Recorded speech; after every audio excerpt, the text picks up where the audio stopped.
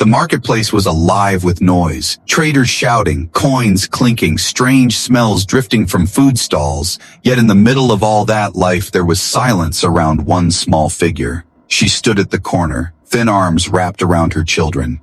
Her clothes were torn, her eyes hollow. Her children clung to her legs, too weak to even cry loudly. Their alien skin was pale, their lips dry. They looked like shadows of what children should be.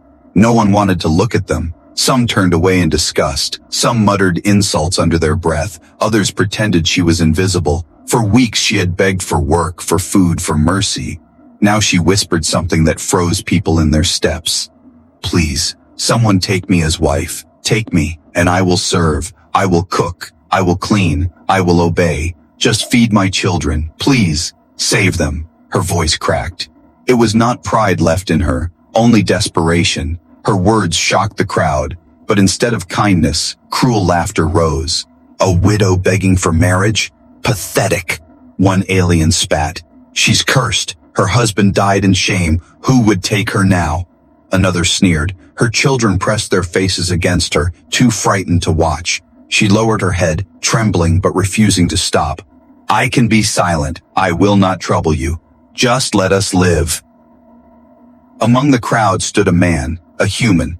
He had come to the marketplace for supplies. His name was Daniel. He was used to stares. Humans were rare here, but now his attention was locked on her. He had seen hunger before. He had seen mothers cry, but this was something deeper. It was not only about survival. It was a soul begging not to be erased. Daniel watched as people turned away, as if her shame was contagious. The widow's children looked at him for 1 second, their eyes, large, frightened, hopeless, stabbed at his heart like knives. He tried to look away, but couldn't. Move along, human, a trader muttered. Don't waste your time. She's worthless. Her kind brings only misery. Daniel didn't answer. His jaw tightened, his hands curled into fists. He watched as she tried once more, falling to her knees now, her forehead touching the dusty ground. Her voice was almost gone, a whisper carried by the wind. Take me, please, before they die. The crowd had already grown bored, drifting away to find entertainment elsewhere. Only Daniel remained standing still, torn between walking away and stepping forward. He remembered nights when he too had felt empty, when his small home felt like a prison of silence. He remembered losing people he loved, the loneliness that crawled into his bones. The widow's face mirrored something he knew too well. Her children tugged at her arm, whispering, Mama, let's go. They won't help us. But she stayed, unable to move. She had nothing left. If she left now, it would only be to watch her children die slowly in the shadows. Daniel stepped closer. His boots crunched against the dirt. The widow flinched, expecting another insult. But instead, a hand extended toward her. She lifted her head in disbelief. His voice was calm, steady, yet carried weight. Stand up. Her breath caught. She searched his face, unsure if this was real. He was human, different, strange. But in his eyes, she saw no mockery, no disgust, only something she hadn't seen in years. Compassion. Still, fear clung to her. I have nothing. Nothing but myself, my children. They need food. If you take us, I will not be a burden, I swear it. Her words tumbled out, desperate to convince him. Daniel didn't speak at once. He studied the fragile figures before him. He could see the bones beneath their alien skin, the way their eyes begged silently. He had no plan, no reason to involve himself, yet his heart had already chosen. Yo, you won't be a burden, he said quietly. You'll come with me. The widow gasped. Her children's eyes widened. They didn't believe it at first. The marketplace had mocked, abandoned, and spit on them for so long. But this stranger, this human, was offering them life. Still, her voice shook. Why? Why would you take me, when even my own people have cast me aside? Daniel didn't answer with words right away. He simply lifted the smallest child into his arms. The boy weighed almost nothing. His ribs pressed against Daniel's shirt. He looked at the widow and said, because no one should beg to live. For the first time in years, her eyes filled with tears, not of despair, but of something she thought she had lost forever, hope.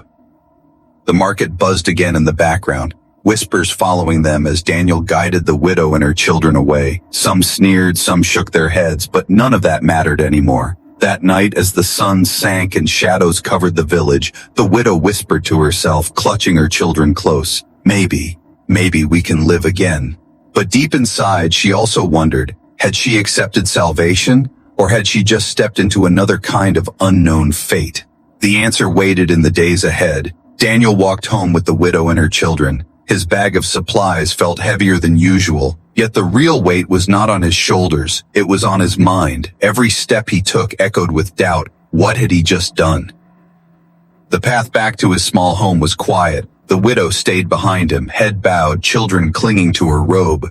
She did not speak, afraid even to breathe too loud. Daniel glanced back once. Their eyes avoided his. They looked more like prisoners than guests. He pushed open the wooden door of his home. It was simple. A fire pit, a table, 2 chairs, and 1 small bed. Nothing fancy, but it was safe. He stepped aside, letting them in. The widow hesitated. Her children looked at her. Waiting for her permission. Finally, she guided them inside. Their eyes scanned the room, wide and nervous. They had not been inside a safe shelter for months, maybe years. Sit, Daniel said, pointing at the bench near the table. The children obeyed quickly, too hungry to argue. He placed bread and dried meat in front of them. At first they only stared, afraid it might be taken away. But when Daniel nodded, they began eating, tearing at the bread with desperate hands, crumbs falling everywhere. The widow did not touch the food. Instead, she whispered, "Thank you, human. They will not forget this, and neither will I." Daniel sat across from her. His eyes studied her face. Her cheeks were hollow, her lips cracked. She was young, perhaps not much older than him, but sorrow had carved lines of age into her. She kept her gaze low, as if she expected punishment for meeting his eyes. He finally spoke. "What is your name?" She hesitated. "Lyra." Her voice was soft, almost a whisper. "And these are my children, Talon and Mira." Daniel nodded, repeating the names quietly. Lyra, Talon, Mira. He let the names settle in his mind, as if by saying them he had already taken some responsibility for them. For a long moment, silence filled the room. Only the sound of the children eating broke it. Daniel leaned back in his chair, thoughts clashing in his head. He had come here to trade, to live quietly, to avoid trouble. Humans were already looked at with suspicion in this colony. And now he had brought an alien widow into his home. Rumors would spread, whispers would grow, perhaps even enemies would come. Why had he done it? Daniel's chest tightened as he remembered the way she had knelt in the dirt, begging with her forehead against the ground. He remembered the lifeless look in her children's eyes. That was why he couldn't walk away. Not this time, not ever. "You offered your self as a wife," Daniel said at last, his voice even. "Why?" Lyra froze. Her fingers tightened around her robe. Shame washed across her face. She swallowed hard before speaking. "Because it is the only thing I have left to give. My people see me as nothing. My husband died in war, and they blame me for his failure. I cannot feed my children. I cannot protect them. If someone takes me as wife, maybe they will let my children live." Her words struck Daniel deeper than he expected. He had thought it was just desperation, but now he realized it was survival wrapped in sacrifice. He sighed, rubbing his forehead. He had no idea what he was supposed to do now. He had not asked for a wife. He had not asked for children. Yet here they were, looking at him like he was their last chance. Outside, voices passed by the window. Daniel caught faint words. "The human took her. Did you see? He's lost his mind." Laughter followed, sharp and cruel. Lyra's shoulders sank lower. She had heard too. Her lips trembled. "If this shames you, if it brings trouble, I will leave. Take my children if you wish, but let me go." Daniel's eyes narrowed, his voice hardened. "No, you stay. You and your children. You are safe here." Lyra looked up in shock. For the first time, she met his eyes directly. There was no mockery, no disgust, only determination. Daniel stood and walked to the window, looking out into the night. His decision was made. He did not know what tomorrow would bring. But one thing was clear. He would not let them suffer again. The first night passed in uneasy silence. Daniel gave his bed to Lyra and her children, choosing to sleep on the floor by the dying fire. He heard the children's quiet breaths, the shifting of blankets, and the faint sobs Lyra tried to hide. When morning came, the house felt different. It was no longer his space alone. It carried the smell of another life, the sound of little feet moving cautiously. Daniel rose early, prepared a simple meal, and placed it on the table. The children hesitated until Lyra gave a small nod. Only then did they touch the food, but she herself did not eat. She sat apart, her hands folded tightly in her lap. Daniel noticed. "You should eat too," he said, her eyes lowered. "I will eat later." He frowned but said nothing. He could sense the wall she had built, one made of fear and shame. She was in his house, but not yet at ease. The children, however, began to change. Talon, the boy, stared curiously at Daniel as he worked with tools by the table. The younger girl, Mira, sometimes peeked from behind her mother, whispering questions Daniel could almost hear. Their eyes were still wary, but there was a spark that hadn't been there in the marketplace. Later that day, Daniel carried water from the well. Lyra followed him outside, insisting quietly, "I will help." He glanced at her thin arms and weak frame. "You need rest, not work." Her jaw tightened. "If I do not work, you will see me as useless. I cannot just sit and take." Daniel studied her, realizing she didn't understand. For her, survival meant proving worth. If she didn't clean, cook, or serve, she feared being cast out. He shook his head slowly. "You are not a burden. I brought you here because no one should suffer like that, not because I need a servant." Her eyes widened slightly, but doubt still lingered. She lowered her gaze again, as if his kindness was too strange to accept. That evening, Daniel gave Mira a wooden carving of a bird he had made long ago. Her small hands trembled as she held it. She looked at him with wide eyes before hiding her face in her mother's robe. Talon, watching, asked shyly, "Did you make that?" Daniel nodded. "Yes, do you like it?" The boy hesitated, then whispered, "It's beautiful." It was the first word Daniel had heard from him since they arrived. He felt something shift in that moment, fragile but real. Yet not everyone shared this small piece. Neighbors began to notice. Whispers followed Daniel whenever he went to the market. "The human has taken her in. Disgraceful. He'll regret it." Their eyes carried judgment, suspicion, even hatred. One evening, as Daniel repaired a tool outside, two men passed. One muttered loud enough to be heard, "She must be desperate to offer herself to a human. How low she has fallen." Daniel's grip tightened around the tool. His temper flared, but he forced himself to remain silent. Lyra, standing at the doorway, heard every word. Her face crumbled. She turned quickly, hiding in the shadows of the house. That night Daniel found her sitting alone. Her shoulders shook. "Maybe they are right. Maybe I am nothing but shame. You have taken in a curse." Daniel's voice was firm. "No, they are wrong. I do not care what they say. You and your children belong here now." She lifted her head slowly, searching his eyes. For the first time, she let herself believe he meant it. The children, hearing their voices, crept closer. Mira climbed into Daniel's lap without asking. Clutching the wooden bird, Daniel froze, then let her rest against him. Talon leaned against his arm quietly. Lyra stared, stunned. Her children, who had trusted no one for so long, had chosen to rest beside a human. Her lips trembled as she whispered, "Why do they trust you so quickly?" Daniel looked down at the small girl sleeping against him, because I never looked at them with disgust. For the first time since her husband's death, Lyra smiled, small and faint, but real. It lasted only a second before fear returned. Shadows moved outside the window, more voices in the night. Daniel's eyes hardened. He knew trust was growing inside his home. But outside, the world was ready to tear it apart. The days passed slowly, and Daniel's small house began to feel alive in ways it never had before. The laughter of children returned, soft at first, then louder. Mira sometimes sang to herself. Talon followed Daniel outside, watching him fix tools and asking shy questions. For a brief moment, it felt almost normal, almost safe. But outside those walls, danger was building. Whispers spread like fire across the settlement. In the marketplace, voices hissed. "The human took her in. How shameful." Another muttered, "If she is in his house, it means she shares his bed." Others spat, "She is no widow now. She is a disgrace." Daniel heard the comments whenever he stepped into town. Some men smirked, others shook their heads. Even women pointed at Lyra when she walked behind him, their eyes cut like blades.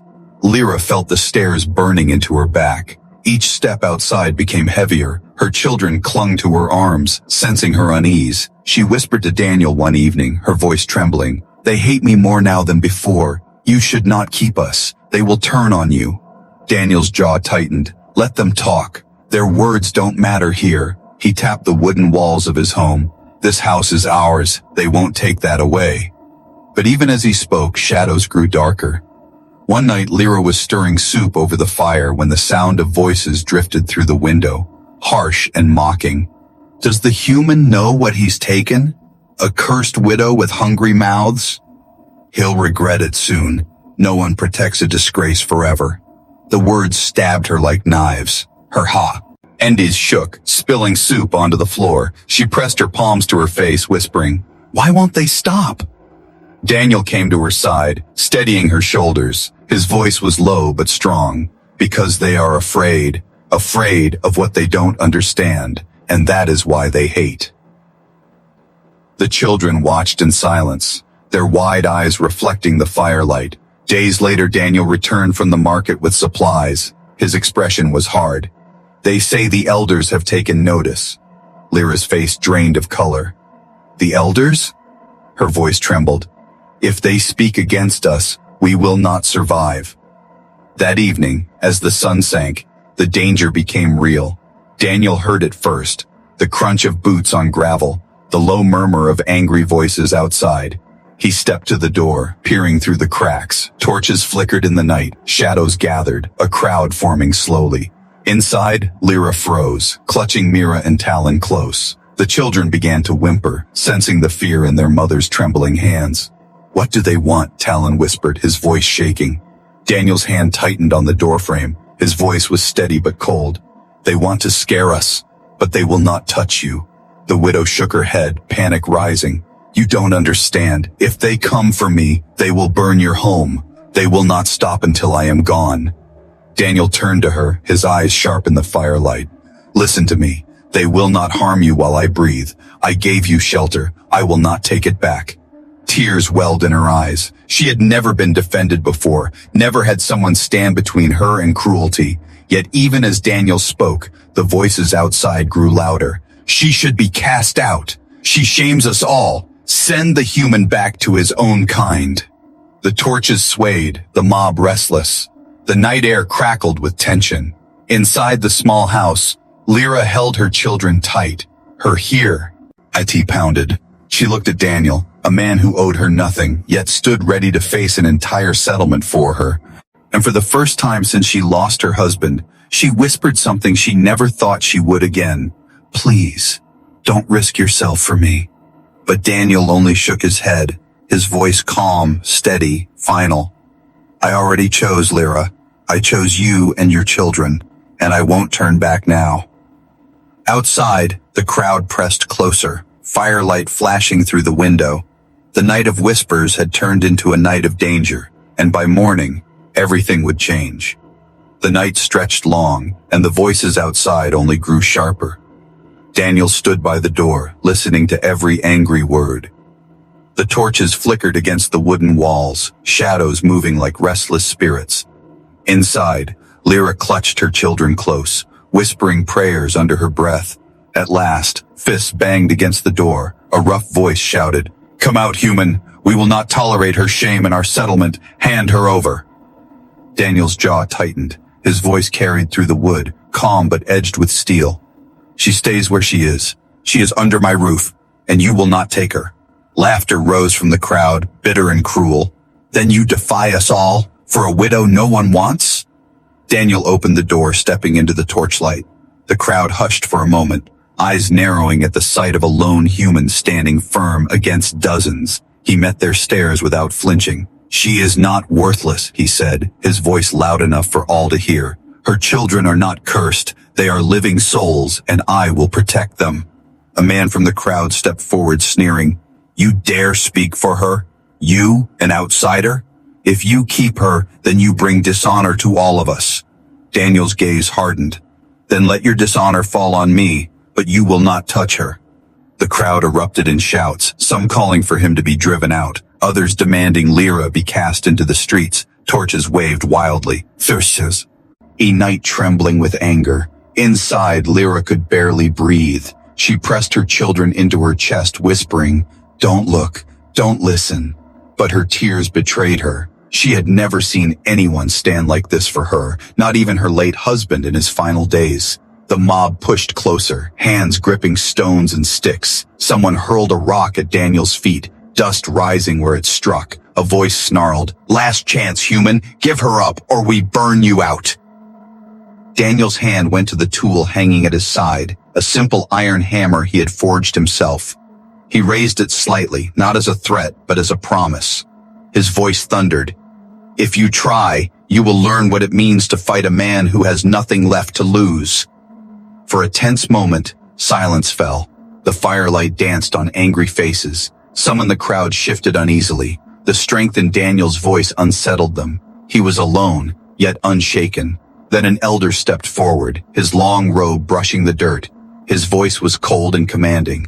"This is not your world, human. Our laws are ours. You cannot take what we reject." Daniel faced him without fear. "Your laws left a mother and her children to die in the dirt. If that is your honor, then I want no part of it."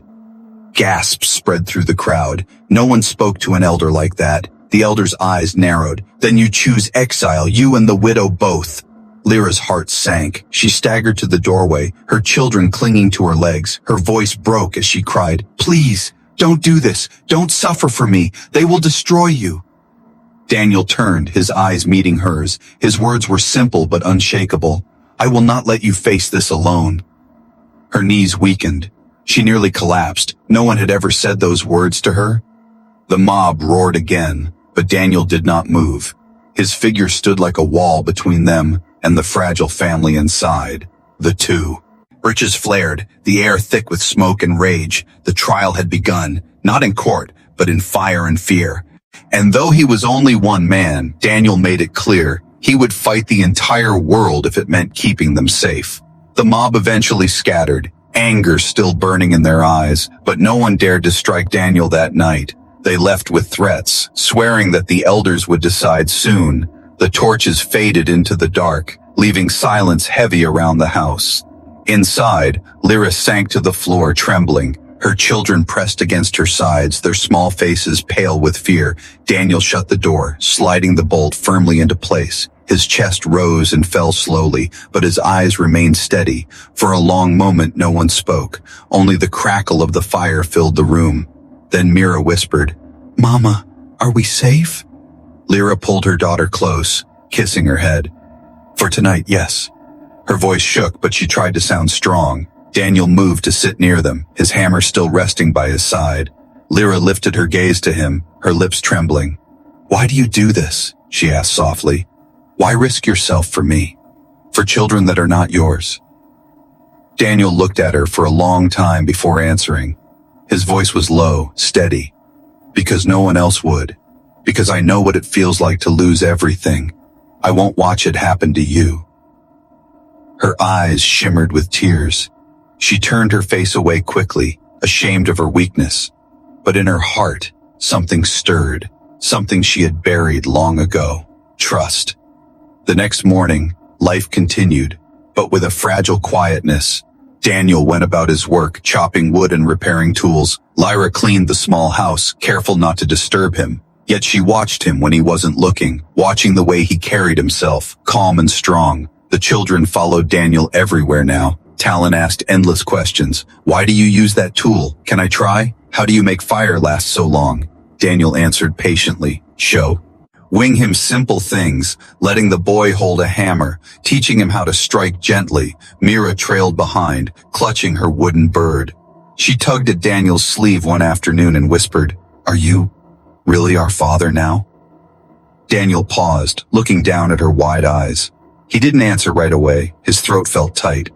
But then he bent down, brushing her hair from her face.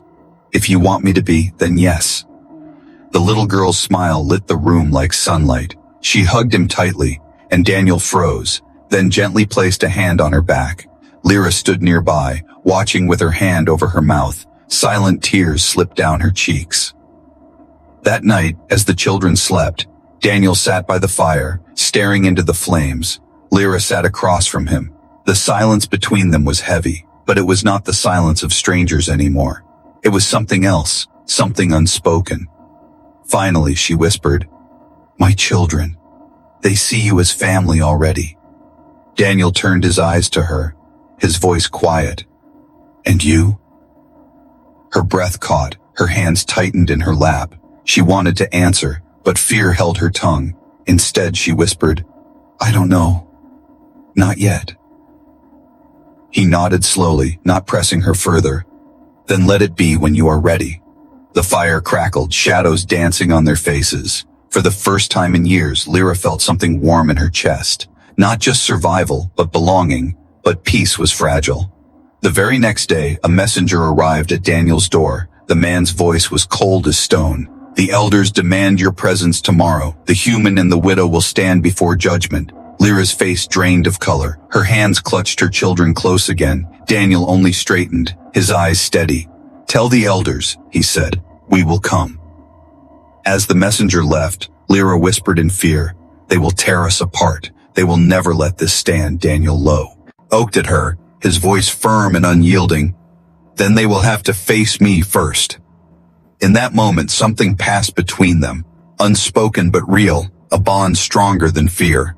Morning came heavy with silence. The air outside Daniel's small house felt colder than usual. Though the sun had risen bright, Lyra dressed her children in their cleanest clothes, her hands trembling as she smoothed Mira's hair. Talon held her robe tightly, his eyes full of worry. Daniel stood by the door, calm but unreadable. His hammer rested against his belt, not as a threat, but as a reminder of his resolve. When the messenger returned, Daniel nodded once. "We're ready." The walk to the council hall was long. People gathered along the road, whispering, staring. Some spat as they passed, others shook their heads. A few simply watched in silence, eyes flickering with something that might have been pity. Inside the great hall, the elders sat in a row, their robes flowing, their eyes sharp and cold. The room smelled of incense and old wood. Torches lined the walls, casting long shadows. At the center, Daniel stood with Lyra at his side, her children clinging to her. The eldest among them spoke first, his voice echoing, "Human, you have broken the order of our people. You took in a widow who was cast aside. You gave shelter to one unworthy. For this, you must answer." Daniel's gaze did not falter. His voice was firm. "She is not unworthy. She is a mother. Her children are innocent, and no law should condemn them to starve." Murmurs rippled through the hall. Some shook their heads in anger. Others frowned in thought. The elder's eyes narrowed. "You defy our judgment. You insult our tradition. For this, you risk exile." Daniel's jaw tightened. He glanced at Lyra, who trembled beside him. Then he spoke, his words clear and final. "If exile is the cost, then so be it. I will not abandon them." Gasps filled the chamber. Even the children looked up at him in shock. Lyra's breath caught. Her hands shook as she whispered, "Why? Why would you throw away everything for us?" Daniel turned to her, his voice softer now. "Because somewhere along the way you stopped being strangers to me. I look at you, and I see family." Her eyes filled with tears. For the first time, she did not lower her gaze in shame. She reached for his hand, her grip trembling but firm. The eldest elder's voice thundered again. "You choose an outcast over the will of this council? You would take her as your wife?" Daniel squeezed Lyra's hand tighter. His voice was steady. "Yes. If that is what it means to protect her, then I choose her." The hall erupted in chaos. Some shouted in outrage, others whispered in disbelief. The elders themselves shifted uneasily. Never before had a human defied them so openly. Never before had love been chosen over tradition. But the decision was spoken. "Then you are cast out, human. You and the widow are no longer welcome in this settlement." Silence followed, broken only by the sound of Mira sobbing softly into her mother's robes. Lyra's knees nearly gave out, but Daniel held her upright, his voice calm but powerful. "We will go, and we will live, even without your blessing." He turned, guiding Lyra and the children toward the doors. Every step echoed, every whisper followed, but none of it mattered anymore. Outside, the sun struck their faces, bright and unyielding. Daniel lifted Mira into his arms while Talon walked beside him. Lyra clutched his hand, her tears falling freely, yet her heart lighter than it had been in years. She whispered, her voice breaking, You've given us more than a home. You've given us hope, Daniel. He looked down at her, the corners of his mouth softening into the faintest smile. And you've given me a reason to fight again. As they walked away from the settlement, whispers chased them, but behind the whispers came silence, and in that silence was the beginning of something new. The poor widow, who once begged for mercy, now walked beside a man who chose her against the world. And in that choice, they were no longer outcasts. They were a family, unbroken, unstoppable. The path beyond the settlement stretched wide and endless. Dust rose beneath their feet as Daniel led Lyra and the children away from the only place they had known. Behind them, the gates closed with a heavy sound, a reminder that they no longer belonged. But Daniel's steps were steady. His grip on Lyra's hand did not falter. Mira rested against his shoulder, already half asleep. Talon walked quietly beside him, trying to be brave though his small fists trembled. For the first time in years, Lyra did not feel the chains of shame pulling her down. Instead, she felt the warmth of his hand, the solid strength in his stride. Still, fear whispered at the back of her mind. Where will we go? What will happen now? That night, they camped by a riverbank. The firelight flickered across their tired faces. Daniel roasted what little food they had carried, dividing it evenly. He ate last, making sure the children's plates were full. Lyra watched quietly, a thought heavy in her heart. No one had ever put her needs above their own until this man. When the children slept, she spoke in a low voice. You've lost your home because of me. Your people already see you as an outsider. And now, you are cast out with us. I don't understand why you didn't walk away when you had the chance. Daniel poked at the fire with a stick, the flames glowing in his eyes. His voice was calm, because walking away would have meant watching you die slowly, and I refuse to live with that. Her lips parted, words stuck in her throat. She lowered her eyes, whispering, I don't deserve this. Daniel leaned closer, his voice gentle but firm. Maybe you don't believe it yet, but your children deserve a future, and you deserve to be more than a ghost in your own life. That's enough for me. The river whispered softly in the night, and for the first time, silence between them felt safe, not empty. Days passed as they traveled farther. The land beyond the settlement was wild, but Daniel knew the trails. He hunted, fished, and built shelters from fallen wood. The children grew stronger, laughter returning to their voices. Mira carried her wooden bird everywhere, while Talon tried to copy Daniel's skills, swinging sticks as if they were hammers. One afternoon, Lyra stood watching Daniel teach Talon how to strike stone against flint to spark fire. Her chest tightened as she realized. Her children were no longer afraid. They smiled, they dreamed, they had begun to live again, but shadows of fear still lingered. One evening, a stranger appeared near their camp, an alien trader passing through. His eyes widened at the sight of Lyra and her children with a human. He smirked. So the rumors are true. The human really did take the widow. They cast you out, didn't they? Daniel's shoulders stiffened. He stood protectively before Lyra, but the trader only laughed. Don't worry, I won't tell the elders. But word spreads faster than fire. You'll find no welcome in nearby towns. When he left, Lyra's hands shook.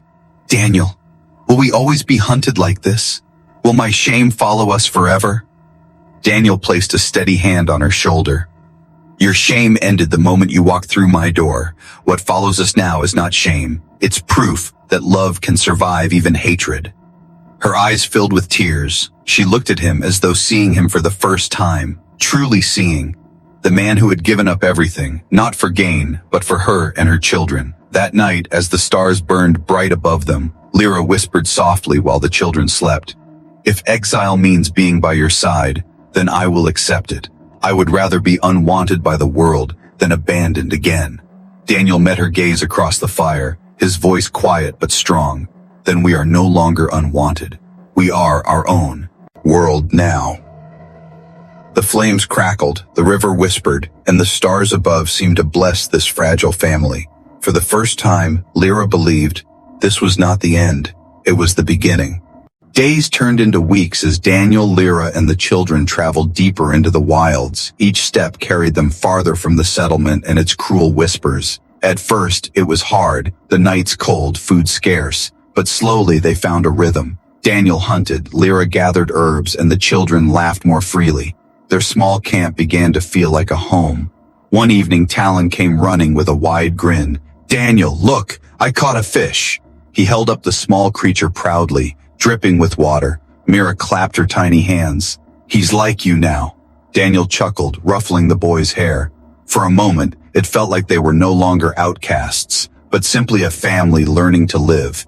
Yet peace never lasted long. From the top of a ridge, Daniel often scanned the horizon. His instincts told him danger still lurked. One night, while the fire burned low, he caught sight of movement in the distance. Flickers of torchlight, far too many to be hunters.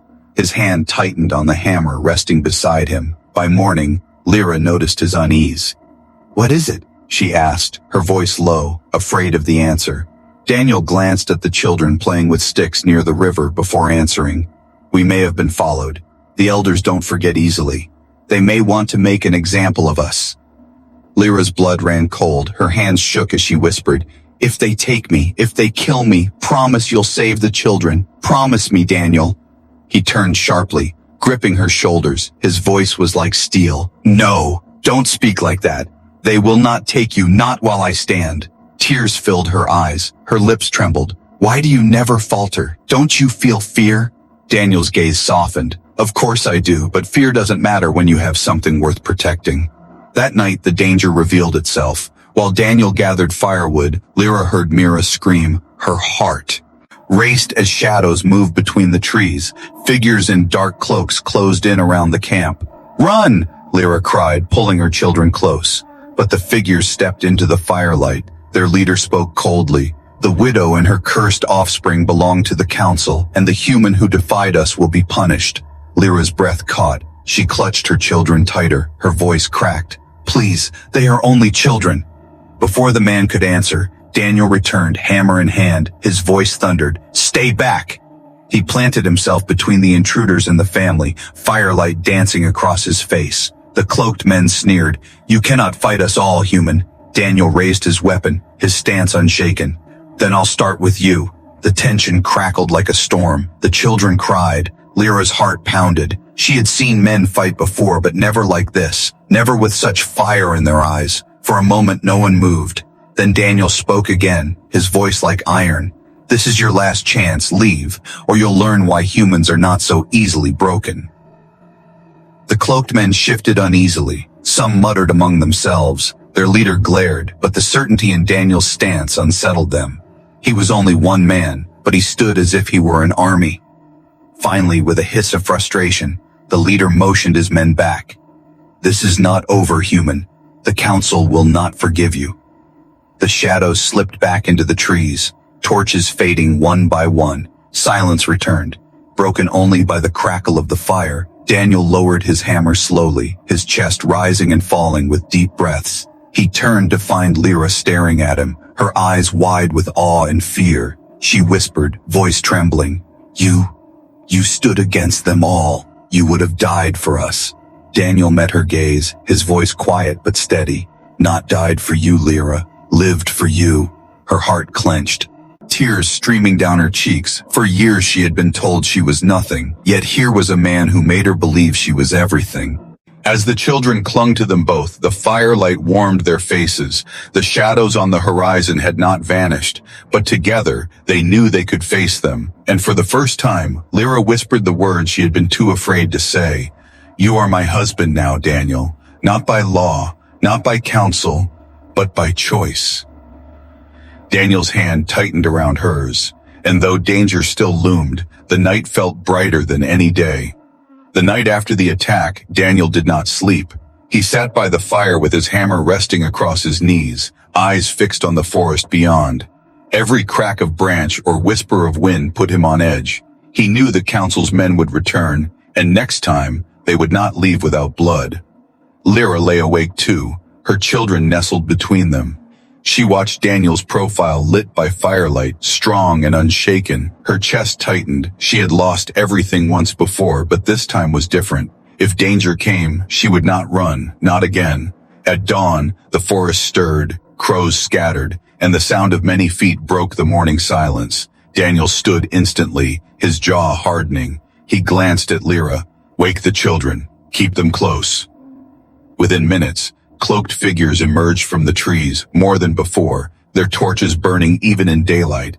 At their front, the elder himself appeared, his cold gaze fixed on Daniel. "You were warned, human," the elder's voice cut through the clearing. "You were offered exile, yet you remain in defiance. Today it ends." Daniel stepped forward, hammer in hand, his voice calm but unyielding. "I will not hand them over. Not today, not ever." The elder sneered. "Then you will die with them." He raised his hand, and the soldiers advanced. The children whimpered. Lyra clutched them tightly, but something inside her broke free. Years of fear, shame, and silence burst into fire. She stepped beside Daniel, her voice shaking but fierce. "If he dies, I die with him. We are not leaving." Daniel glanced at her, a flicker of pride in his eyes. Her words gave him strength. The soldiers closed in, their weapons glinting. Daniel swung his hammer once. The sound cracked like thunder. The first attacker stumbled back, fear flashing in his eyes. Another lunged, but Daniel struck again, his stance unshaken. Yet they were many, and Daniel only one. Blades flashed, the circle tightened. The children cried out. Then something unexpected happened. Villagers from nearby, who had followed to watch, began to murmur among themselves. They had seen cruelty, but now they saw a man standing like a wall for a woman everyone had called worthless. They saw her at his side, unbroken. A voice rose from the crowd. "Leave them! Enough blood!" Another followed. "He's right! The children are innocent!" The soldiers hesitated, their advance slowing. The elder's eyes widened in fury. "Silence! You will obey me!" But more voices joined. "No more! He chose them, and still he stands. If the council calls this dishonor, then perhaps it is the council that shames us." The elder's control slipped as the crowd's voices swelled. Daniel stood tall, breathing hard but unbent. He lowered his hammer slightly, not in surrender, but in certainty. "You see? Your power is fading. You cannot make people blind forever." The elder trembled with rage, but he saw it too. The people no longer looked at Lyra with disgust, but with pity, even respect. His rule over fear had cracked. Finally, with a hiss of defeat, the elder turned, his robes swirling. "This is not the end," he spat, before vanishing into the forest with his men. Silence followed. Then slowly the villagers dispersed, their eyes lingering on Daniel and Lyra, some still unsure, but no longer mocking. Daniel dropped to one knee, breath heavy. Lyra rushed to his side, clutching his arm. "You did it," she whispered through tears. "You stood for us, and they could not break you." He looked at her, weary but steady. "No, Lyra, we did it. You stood beside me. That's why we're still here." Her tears fell freely now, but her lips curved into a trembling smile. She pulled Mira and Talon close, and for the first time, she felt no shame in standing tall. "We are not outcasts anymore, Daniel. We are a family." He wrapped his arm around them, the fire of battle still burning in his eyes, but softer now, warmer. "Yes," he said quietly, "a family no council, no mob, no law can take apart." As the sun rose high above the trees, light spilled across the clearing. Lyra held his hand tightly, the children clinging to them both. They had lost a home, but gained something far greater. And in that final moment, they knew the truth. Love had made them stronger than exile, stronger than shame, stronger than fear. Together, they walked forward, not as widow, human, or orphans, but as one family bound by choice, and nothing in the world could break that again.